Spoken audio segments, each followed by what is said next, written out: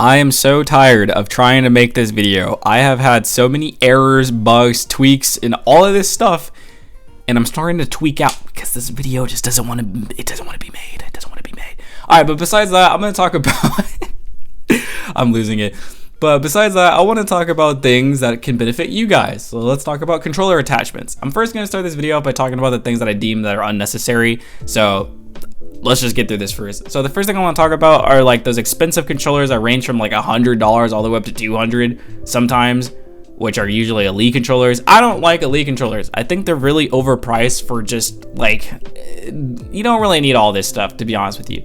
You don't need the thumb extensions. The paddles are nice, but you don't need the thumb extensions. You don't need this crazy grip texture. You don't need all of this other stuff, all right? In order to be a good player, you can literally be a good player on a default controller. All the good players in the world don't have these crazy controllers, so you don't really need them yourself. I'm gonna be honest with you. But they do look cool and they do look nice, so I'll probably end up getting one myself. But besides that, yeah, I don't really think you need this. Next up, controller extensions. Not controller, joystick extensions. Yeah, those. What I just talked about earlier when it came to the Elite controller, yeah, we're gonna talk about those too. I don't think these are necessary at all by any means. So there's two different joystick extensions. There's the first ones that you literally remove the joystick itself from the Elite controller, and then there's the ones that you just apply onto your joystick. I don't really think that these are that good.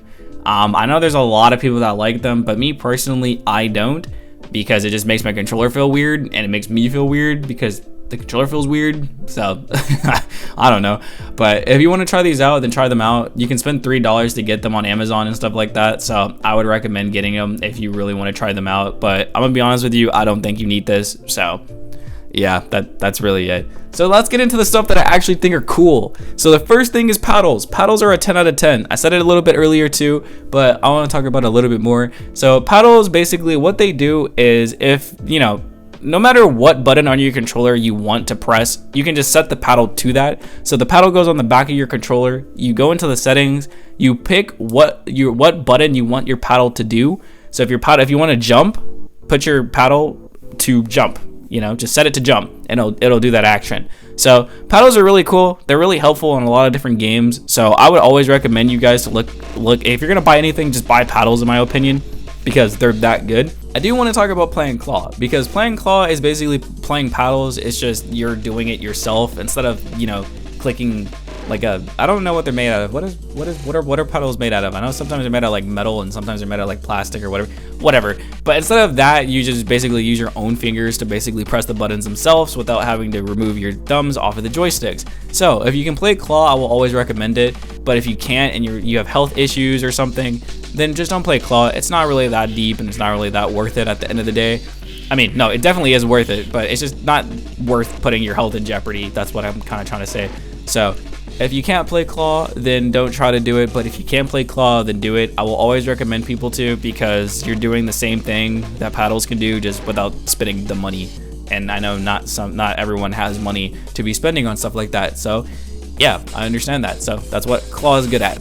So yeah, and I'm also a little bit biased since I've been playing claw for years now. And if you're scared that you're gonna develop health issues, just trust me, you're not going to, as long as you're holding your controller correctly and stuff like that. So yeah, that's all I wanted to say. Next up, we're gonna talk about trigger stompers. So trigger stompers are really nice in my opinion. Basically what they do is, if you know how you aim and shoot, you have to hold down the trigger in order for it to start the action. So the controller has to go, or not controller, but the trigger has to go into the controller in order for you to start shooting. But what trigger stompers do is make it so you don't have to apply as much pressure in order for that action to go out. So you can literally hold down your trigger just like a little bit and then it starts the action. So I really do like these. I think they're very, really nice.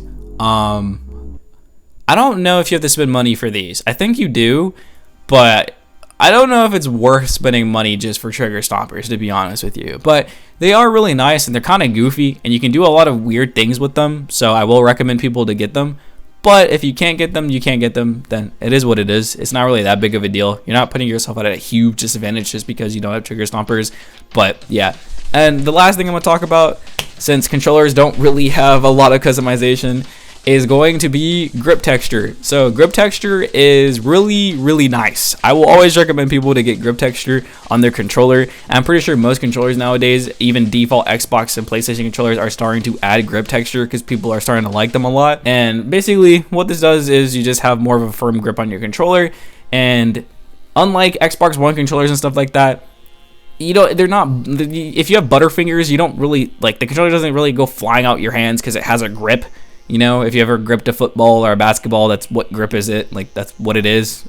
You have more of a firmness on that thing, so it's not going to go, you know, woo, out of your hands, if that makes sense. So, yeah, grip is really nice. And I feel like I'm missing something, but I also feel like I'm not because controllers don't really have a lot of customization. But at the end of the day, there's going to be a lot of things that are not worth it, and there's going to be a lot of things that are worth it depending on your current situation. So for you personally, just figure out what is worth and what is not. I hope this video kind of helped you with that. But in my eyes, a lot of this is unnecessary, and if you can get good with a default controller, then just play on a default controller, because everything else, spending money on things that are kind of useless, is no one likes really doing that. So yeah, I don't really think you need to spend money on any of these things. I just talked about the things I do like and the things that I don't like. But if you want to spend money, then go right ahead. No one's going to be mad that you spent money on, you know, things that you like. Whatever makes you happy, and life's too short to be thinking about other stuff. So do what makes you happy, and yeah, that's really it. So I'm gonna end this video off now. Love you guys. Oh yeah, by the way, before this video ends, if you want to have a conversation about certain things in the comment section, I'll try my hardest to respond to everybody. And yeah, that's it.